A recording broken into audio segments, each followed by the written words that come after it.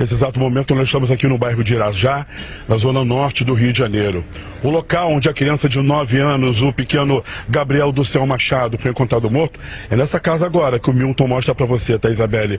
O Gabriel estava aqui com o pai dele, tá? O pai e a mãe são separados, então ainda na noite de ontem, a mãe da criança trouxe ela para cá, para que ela pudesse dormir junto do pai.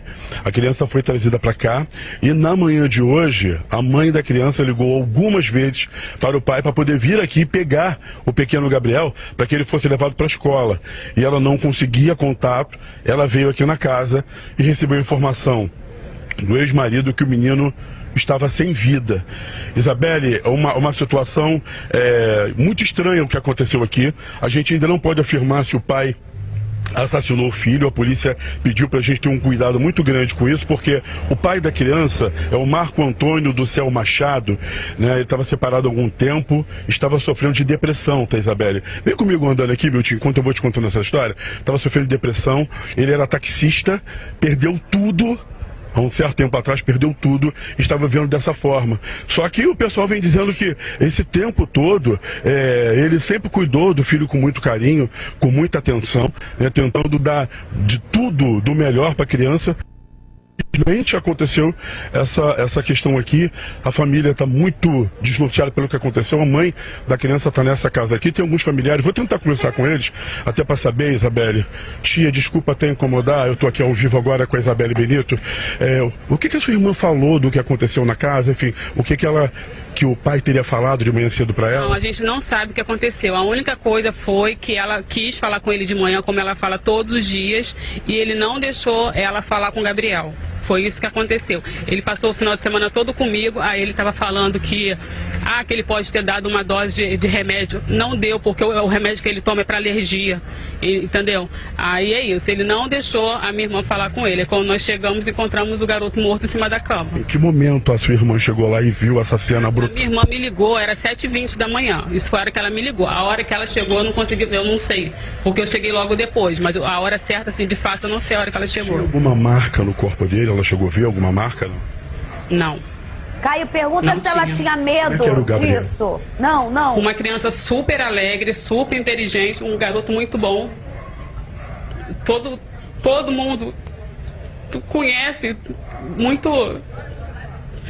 Não tenho o que falar do Gabriel. Garoto alegre, inteligente, simpático, educado, levado como criança.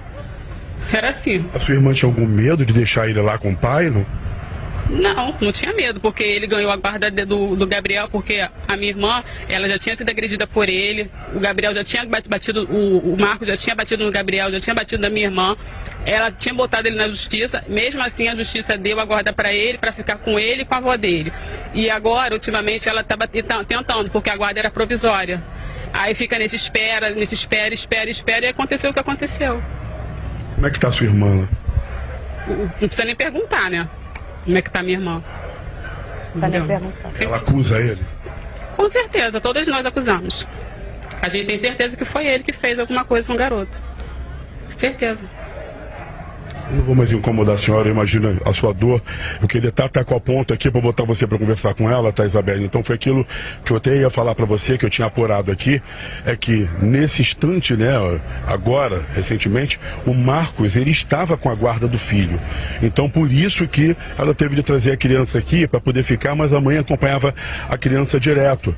E a família não tinha entendido por que a justiça preferiu dar guarda para o pai e para a avó do que deixar com a mãe. O que a gente sabia agora é que o Marcos estava sofrendo aí de depressão, ele tinha perdido tudo recentemente, ele é taxista, mas perdeu o táxi, perdeu tudo, estava vivendo um drama muito grande, e aqui no local as pessoas disseram que ele estava completamente desorientado.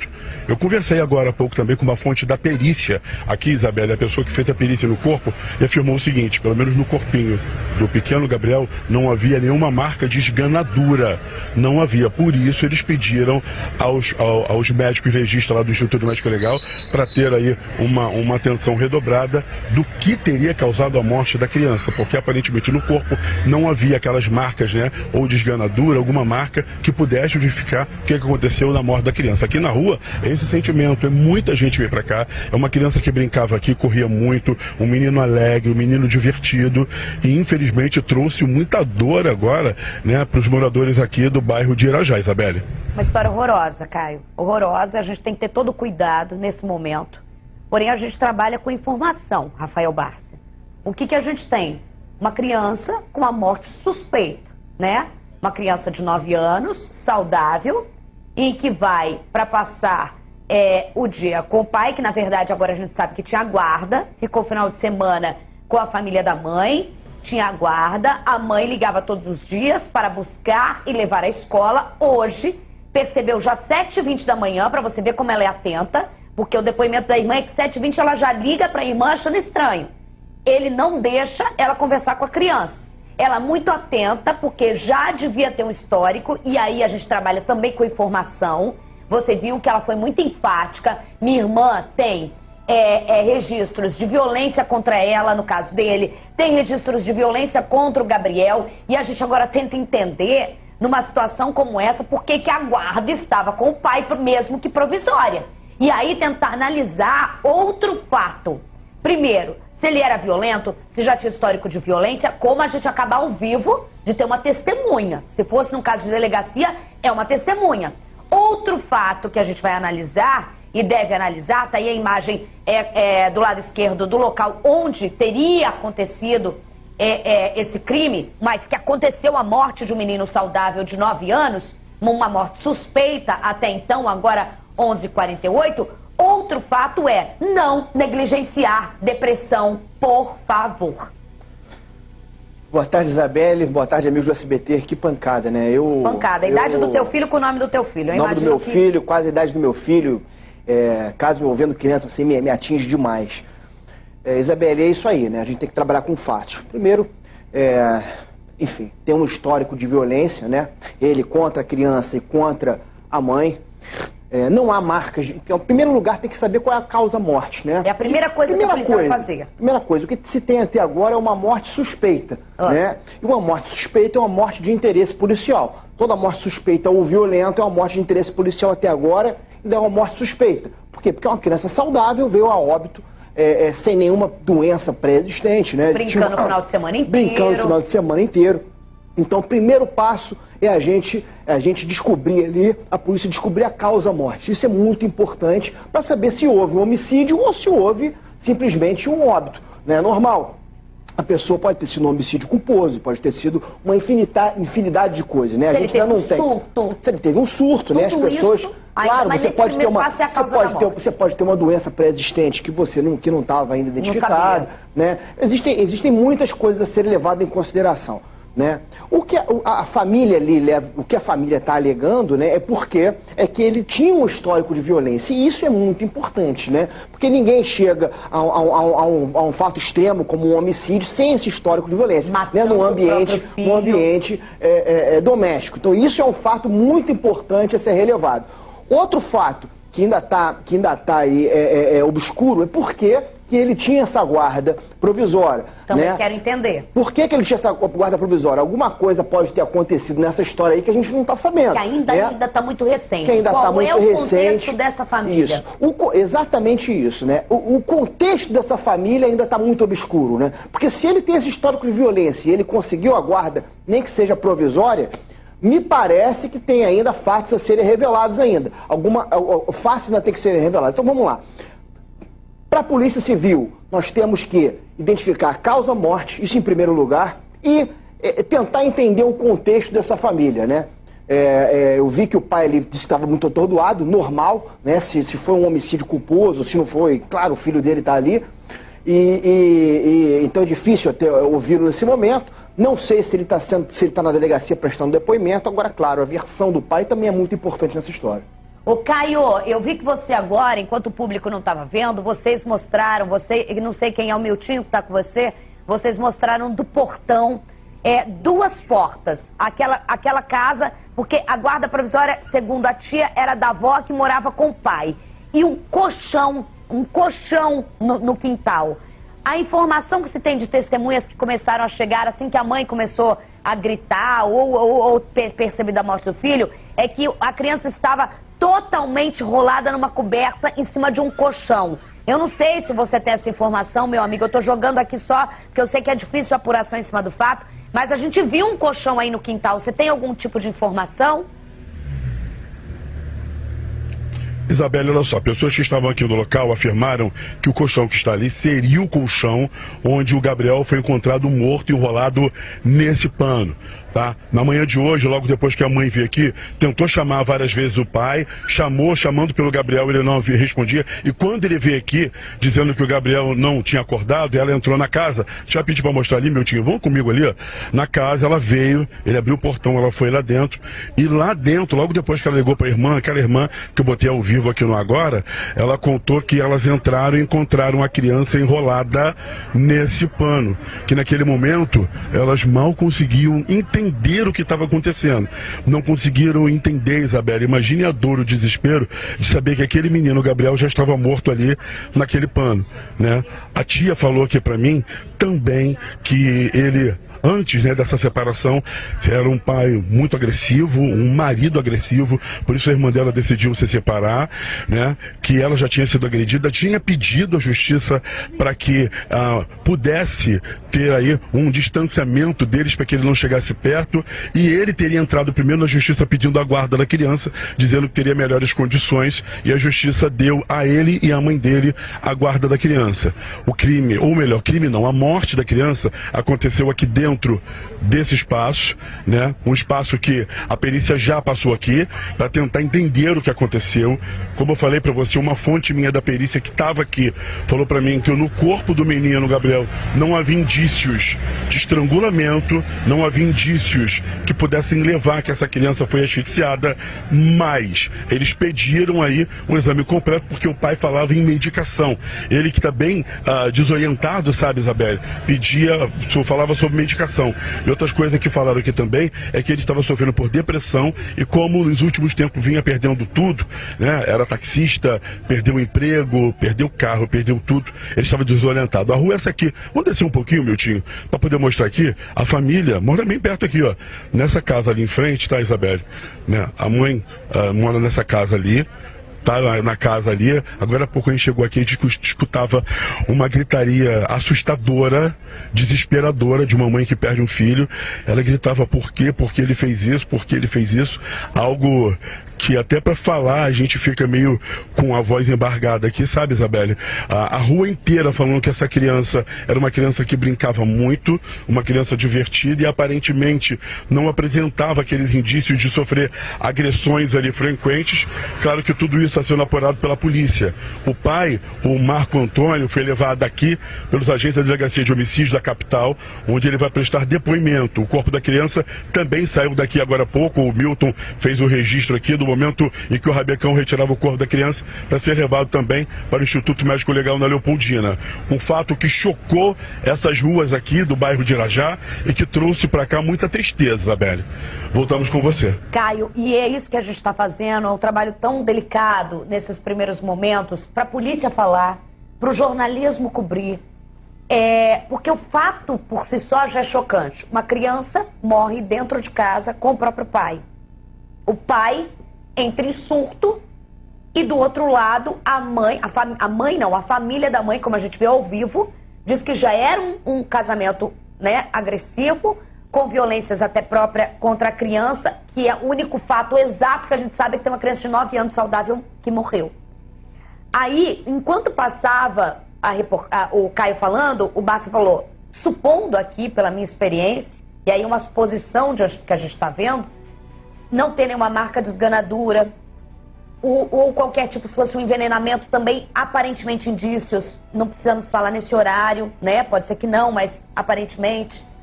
A questão da medicação é forte. Até porque ele estava enrolado ali no lençol, muitas vezes esse choque, ele a hipotermia, frio. Dá frio, hipotermia, mas a gente está fazendo aqui ilação, né? Está fazendo ilação também. Isso do pai também não ter deixado a criança falar com a mãe de manhã também é um fato a ser levado em consideração. Por que ele não deixou falar? Porque se morre de forma natural, você começa a fazer um escândalo, chamar todo mundo, mãe, vizinho, me ajuda, socorro. Não teve chamado de socorro, não teve nada, teve uma criança. Não sei se a criança estava passando mal e o pai não quis ali que a mãe, né? Não sei, a gente não sabe. É uma morte suspeita, e que precisa ser investigada. Que tristeza, meu Deus do céu. Caio tá chamando a gente, fala, Caio. Só para corrigir a informação também, tá, Isabelle, a mãe da criança mora em Oswaldo Cruz. Aqui, nessa casa, onde ela está nesse momento, é a casa de pessoas ligadas, amigos da família. Tem mais uma tia aqui, tia? Deixa eu falar rapidamente com a senhora, porque isso com certeza é uma coisa que chocou vocês, né? Assim, só para saber como é que era o pai. Ele demonstrava, assim, alguma coisa de agressividade? Como é que ele era? Muitas vezes ele já foi agressivo com o Gabriel. E assim, a minha irmã estava tentando a guarda com ele, do menino. Só que não conseguiu, a justiça é lenta. Deu a guarda pro pai, porque o pai poderia ficar com ele, né, durante o dia, e a mãe tinha que trabalhar. Assim. Então ela só não recebeu a guarda porque ela precisava trabalhar e por isso ficou com o pai. Não, e ficou com o pai, por isso que ficou com o pai. A guarda da criança ficou com o pai e com a avó, que tomavam conta da criança para ela trabalhar. Não de agora, desde antes, desde quando ele era bem menorzinho, 1 ano e pouco, que a minha irmã voltou a trabalhar, ele e a avó que cuidavam dele. Em algum momento ela chegou a falar se o Gabriel pedia ajuda, mãe, eu tô sendo agredido, falava alguma coisa para ela? Ora, algumas vezes ele reclamava, falando que tinha sido agredido. Horas ele tinha medo, ele era coagido e falava para ela que queria ficar com o pai. Era assim o relacionamento deles. A gente sabia que ele tinha assim, um temperamento muito forte, agressivo. Alguns moradores falaram que ele perdeu tudo, estava sofrendo por depressão. Era isso que vocês sabiam e viam? E aí? Bom, eu não posso te dizer, porque assim, essa parte eu não sei. Da parte do perdeu tudo, ele perdeu muita coisa mesmo. Mas assim, o quadro de depressão dele, eu não acompanhei. Caio. Pessoas também falando que eu teria escutado a sua irmã gritando que ele teria dito de mais cedo que deu medicação pro filho, foi isso ou não? Eu cheguei agora, eu cheguei mais tarde, eu não sei te dizer o que aconteceu. Muita força pra sua irmã, tá bom. Oi, Isabelle, agora sim. Oi, Isabelle. Não, pode continuar, desculpa, é que eu tô olhando aqui, pode continuar, se ela quiser falar mais, porque assim, ela já deu outro panorama, você vê que são 2 mulheres que falaram, irmãs super conscientes do que elas estão falando, né? E assim, eu comecei a entender um pouco essa história. Posso estar errada, porque a gente está, né, Caio, Bárcia, estamos aqui, os 3, tentando entender, como você que está mandando um monte de coisa. Mas assim, a gente tem que tratar mais, eu vou fazer uma crítica muito forte, tá? A justiça tem que tratar mais com pessoalidade, as impessoalidades, diante de fatos da vara de família. Tem. Porque assim, as pessoas estão... o ser humano é violento. A gente sabe que existem relacionamentos em que o pai não aceita o fim do relacionamento. Eu sou a maior defesa de que pai e mãe são 50% importantes tão quanto, mas a gente sabe como é que é o uso. A gente teve essa semana e não podemos tapar os olhos. Um pai que atirou numa criança para se vingar da mãe, matou a mãe, o outro que sequestrou o filho autista, tudo para atingir a mãe. E esses casos acontecem. Mais do que o ao contrário. A gente tem que encarar fatos. E a questão é a seguinte. 2 mulheres muito conscientes do que estão falando, tias, próximas. Agora a gente começa a entender por que tinha guarda. A mulher trabalha desde que a criança tem 1 ano e pouco. Provavelmente ela morava com a sogra e com o marido. E nessa separação, sem ter o contexto de violência contra ela, contra a criança, o juiz canetou. E isso acontece de que ele foi e falou, olha, eu tenho tempo, eu tenho habilidade para ficar com a criança de dia, porque ela trabalha, eu sou taxista, eu tenho horário aqui, e deram a guarda provisória. Começa a caber direitinho. Começa a caber direitinho. E agora? E se foi isso? Quem vai se responsabilizar se começar os fatos que estão vindo à tona, que a gente está com cuidado para falar, vir à tona? E essa foto desse queixo machucado? Eu já começo aqui a pirar. Eu já começo aqui a pensar em muita coisa. A gente teve o Henri Borel espancado durante muito tempo e morto, com um monte de gente sabendo, e ele pedindo socorro, e ninguém fez nada, e ele morreu na mão daquele monstro, com a anuência daquela monstra. A gente tá falando de um caso que eu posso estar aqui depois, a gente vê e mas até agora os fatos levam a coisas muito violentas e anunciadas, Rafael Barça. Isabélia, brabo. É uma versão factível, realmente, né? É uma versão que as coisas começam a encaixar. E agora é bom lembrar, Isabélia, que uma das medidas protetivas, né, contra a mulher, quando a mulher sofre violência, é a guarda provisória das crianças. Né? A guarda provisória das crianças é uma das medidas protetivas. Então, por isso que eu sempre falo que sofrer uma violência é muito importante registrar. Comparecer à delegacia. É muito importante. O índice, né, de subnotificação, o que é subnotificação? São quando as pessoas deixam de notificar um crime, quando se trata de violência doméstica, é muito grande. Né? Às vezes a mulher com pena ali de prejudicar o marido, né, já tá depressivo, acha já que tá vai resolver tá aquilo acostumado em família. Com o filho. Isso aí, não olha, roupa adianta. suja se lava em casa, né? E não faz o registro de ocorrência. Uma das medidas protetivas é a guarda provisória. Né? E a guarda provisória, a medida protetiva é uma medida, em regra, muito rápida. Então, em regra, mas você viu o que disse a cunhada, a irmã dela? Uma justiça lenta. Em regra, para quem tem advogado. Entendeu? Eu não sei se isso tá tão assim, porque muitas vezes a polícia pede a medida protetiva. Eu ouço de mulheres, o delegado me encaminhou e eu tô esperando e não chegou a medida protetiva. Para na delegacia. Na verdade, é o seguinte, uma coisa é você pedir a guarda na vara de família. Por quê? Porque aí tem toda uma instrução. O juiz vai ouvir uma parte, vai ouvir outra. Mas se tiver um BO de Maria da Penha? Aí não, aí vai para uma vara especializada em violência contra a mulher. Mas dá pra juntar, pra entender, pra essa criança não estar na mão dele? E essa, talvez, não tenha esse registro de ocorrência. Talvez não tenha sido feito um registro de ocorrência. A pessoa é agressiva, tem episódio de agressão, mas tem um registro de ocorrência? Pois é. Foram na delegacia, tem um pedido de medida protetiva? Eu acredito que não. Porque se tiver, o caldo vai engrossar. Olha, pela minha experiência, na justiça também é rápido esse deferimento. Às vezes demora um pouquinho, Isabelle, porque só começa a valer depois que o autor é intimado. E às vezes você tem dificuldade para encontrar esse autor. Muitas vezes em comunidade. Tá valenta só no pedido dessa guarda. Isso, mas não tem o registro da violência. Aí, e isso que é muito importante. O meu ponto aqui é o seguinte. A subnotificação de violência contra a mulher é causa de muitos problemas. Meu Deus. É o que faz fazer a escalada criminosa, é o que faz com que o autor cometa crimes mais violentos e é o que faz impedir uma tragédia como essa, por exemplo. Né? Então, se tem episódio de violência, tem que ter registro de ocorrência.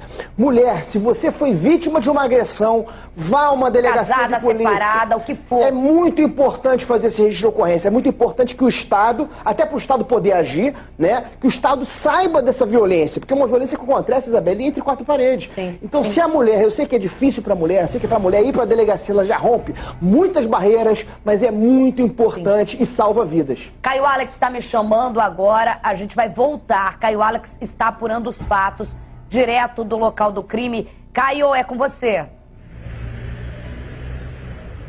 Aquela situação, né, Isabelle, que a gente vai apurando aqui do jeito que você gosta, reportagem ao vivo, né? Então, aquilo que a gente acabou sabendo e falando para você aqui no ar, é que essa mãe trabalhava e muito, também para ajudar a sustentar o filho. Ela já estava ali na justiça tentando ter novamente a guarda da criança, né? A criança por muitas vezes levou informação para a mãe de que era agredida, de que era obrigada a não falar sobre o que acontecia, só que essa mãe também pediu à justiça e teria levado essas informações e automaticamente nada foi feito. Isso acontecendo aqui nesse local, numa rua onde muitas pessoas conheciam, todo mundo conhecia o menino também, tantas pessoas aqui na rua com certeza. Tenta chegar aqui para conversar com outras pessoas aqui. Conversar com outras pessoas aqui, Isabelle, ó. Agora o carro foi parado aqui da família, a gente acredita que a mãe tá saindo aqui agora, tá, Isabelle? Então, tipo, é um momento difícil, né? Ela tá saindo aqui agora, é muita tristeza aqui, né? Tá saindo aqui agora, eu não vou chegar perto dela para respeitar, mas é muito sofrimento, Isabelle. Choro, desespero dessa mãe que tá ali. As irmãs estão aqui amparando ela, né, nesse momento. Devem levá-la ao hospital porque é uma dor muito grande que essa mãe está sentindo, de saber que tudo ela tentou fazer para que o filho pudesse estar com ela, estar com segurança, estar resguardado, e na hora H ela chega aqui para poder pegar a criança e encontra uma cena como essa. Lamentável, uma cena de terror, uma criança envolta a um lençol, em cima de uma cama, um pai desorientado, um pai com aspectos de enlouquecido, dizendo que a criança tinha morrido, sem dar uma justificativa do que aconteceu. Vem aqui comigo, Milton. Tem umas pessoas aqui. Vem pra frente, Milton, comigo, por favor. Tantas pessoas aqui. Querido, com certeza é um momento de muita tristeza para vocês aqui que conheciam o Gabriel, né? Muita tristeza mesmo. Muita tristeza. Era uma alegria, só que os moradores daqui, para dizer a verdade, os moradores, todo mundo amava ele, todo mundo gostava dele. Estava aqui de manhã cedo, chegou a ver essa cena da hora que a mãe ficou sabendo, logo depois que ela estava desesperada aqui na rua? Eu saí no quintal, que eu fui ver o negócio do treino Lava Jato aqui, a viatura já estava ali. Aí quando eu cheguei lá, eu perguntei pro pai o que houve, ele falou, o Gabriel tá morto. Foi quando eu entrei lá para ver. Você conversou com o Marco? Ele estava dentro da viatura já. Ele falava o que mais? Ele só falava assim, pô, meu filho tá morto. Entraram aqui e mataram meu filho. Esse foi o detalhe, muito obrigado, tá, querido, que esse homem está trazendo agora, tá, Isabelle? Que logo depois que a polícia chegou aqui, primeiro a polícia militar, depois a polícia civil, o Marcos Antônio afirmou que alguém teria entrado na casa dele e assassinado a criança. Só que eu volto a dizer para você aquelas informações que eu obtive junto com o pessoal da perícia, que não havia indícios no corpo da criança de estrangulamento ou alguma forma de assassinato, tá? E logo depois ele começou a falar coisas desconexas e que a própria polícia não conseguia entender, e por isso ele foi levado da delegacia. Tem mais pessoas aqui. Ele no dia a dia, ele estava assim, transtorno, mas não, como é que ele era no dia a dia, o pai da criança? Ele estava transtornado, muita pessoa falou que ele perdeu tudo. Como é que ele perdeu o quê? Não vou falar, ele era taxista, eu era meu cliente também, entendeu? Aí aconteceu isso aí, ele passava na oficina lá, catando reciclagem, entendeu? Sempre dei ferro pra ele, sempre as coisas pra ele manter a criança, entendeu? E aconteceu o que aconteceu. Uma tragédia pra vocês aqui, né? Isso é verdade. A oficina aqui atrás, entendeu? É mais um detalhe, muito obrigado, tá, irmão? Mais uma informação, tá vendo, Isabelle? Esse pai tinha tudo, era taxista, em dado momento ele passou a ter que colher aí objetos na rua, como metal, para poder vender, dizendo que era para sustentar o filho. É mais uma informação que a gente colhe. Agora, ele estava desorientado, afirmando primeiro para a polícia que alguém teria entrado na casa dele e matado a criança, depois chegou a afirmar que deu muito remédio para a criança. Tudo isso a Polícia Civil está investigando, Isabelle Benito. Então, e a gente tem que tomar muito cuidado numa coisa. Vem aqui comigo, por favor. Porque daí, a gente está dando uma notícia tão absurda e também pode. Quantas pessoas estão sofrendo de depressão? Nem por isso vão matar os próprios filhos. A gente tem que deixar isso bem claro, porque vira uma paranoia. Um programa como o nosso, assistido por milhões de pessoas. Você cria uma paranoia porque você começa, tem vários pais separados, em que a situação que o Brasil está, um ou outro está desempregado. Você cria uma paranoia, um desespero. Você já parou para uma situação como essa? Você está separado da sua mulher, ou eu do meu marido, ele está com o filho, sem emprego, não sei o que, você vê uma notícia dessa e fala, meu Deus! Né? Nem todo mundo que... Não é uma regra. A pessoa está com depressão, mas tá um filho de 9 anos. Vamos deixar bem claro isso aqui, pelo amor de Cristo, né? Aí você vê o cara lá, o primeiro entrevistado do Caio, isso é tão importante, porque o que o jornalismo faz, basicamente, é o que a polícia vai fazer. E é o que a gente está fazendo aqui, como se fosse aqui a delegacia e o Caio, inspetor de polícia, no local de crime. A equipe do local de crime. Que você começa a juntar peças. Você percebeu uma fala dele? O cara pegou e falou, eu cheguei, vi, porque todo mundo conhece ele, bairro, assim, todo mundo se conhece. E ele já estava na viatura, eu perguntei, o que aconteceu? O Gabriel tá morto. Entraram e mataram. Aí já começa a se complicar. Aí já deu uma versão tipo Flor de Lis. Estou aqui fazendo só, não é uma ilação de novo. Uma solução. Primeira coisa que a polícia chega e jornal... Tem que pegar quem matou meu marido. Preciso dizer o resto. Agora a gente sabe de todo esse histórico, de todo esse contexto que ainda está obscuro de verdade em todos os âmbitos, e que o vizinho chega e ele fala, entraram na minha casa e mataram meu filho. E que não... Entendeu? Você está tentando entender o que eu estou falando? A gente tem que ter muita responsabilidade para falar. Acho que essa fala aí me parece, né, é pouco factível, me parece pouco factível, né? Quando ele fala que entraram ali né? Depois ele fala que ele deu Nada muito remédio. aconteceu com ele, foram lá e matou uma criança de 9 anos. Eu não sei se ele estava realmente em surto ou se ele tentou apresentar ali. É por isso que é muito importante, né, no homicídio, né, a DH, ela tem uma equipe que ela vai no local, né, junto com, vai o perito, vai o inspetor de polícia, vai o delegado. Por quê? Para ouvir essas pessoas ali, coletar aquelas testemunhas no local, né? Porque é muito importante uma testemunha como essa, que esteve ali e falou que ele apresentou uma versão ali diferente, né? Depois ele falou que ele deu muito remédio, né? Então, já começa ali uma versão que não é muito factível. As coisas começam, a investigação é assim, Isabel, a investigação é você recriar uma história, e você começa já a recriar uma história. Essa versão de que entrou ali, né, e teria matado ela, pelas características aí, não me parece que seja muito realista. E, enfim, esse pai está sendo ouvido ali na delegacia de homicídios, né, isso é muito importante. Acredito, pelo rumo que está tomando, que essa investigação não vai demorar muito para ser resolvida. Eu também acho que não. E eu acho que, primeiro que a história por si só já é muito triste. Muito triste. A gente tem uma criança de 9 anos morta, né? Provavelmente assassinada. E a gente tem que tomar muito cuidado. Caio, obrigada, tá? Primeiro eu quero só, antes de eu sair, deixa eu só falar com o Caio aqui. A gente sabe, o Caio é o tipo do repórter que pergunta, que tal. Eu quero, primeiro, que toda a dificuldade de fazer uma reportagem dessa, né, Bárcia? Segundo, a sua sensibilidade e a dos colegas, que quando a mãe saiu, você nem mencionou o microfone para ela. Eu acho que disso de uma sensibilidade que muitas vezes, sem querer no reportagem, eu não sei como eu agiria na hora de estar ao vivo. Isabelle, olha aqui, muitas vezes. Então, assim, ó, primeiro quero você e do Milton, muita sensibilidade. Porque, às vezes, que nem tomou uma resposta, isso porque não precisa nem perguntar, ele já tinha tomado, né? E é delicado, é difícil pro repórter fazer esse tipo de reportagem. Então, assim, primeiro de tudo, uma reportagem muito difícil, qualquer informação você volta ao vivo, que eu sei que você vai conversar. O Caio vai descobrir mais coisa ali, fato, isso é fato. Mas eu queria falar pela sensibilidade que Caio Alex, da sua experiência e de tudo, de fazer esse ao vivo que ele faz todos os dias aqui, desse momento tão difícil que é a mãe saindo daquela casa que, olha... A gente está falando aqui, tentando... Essa imagem, então, por favor.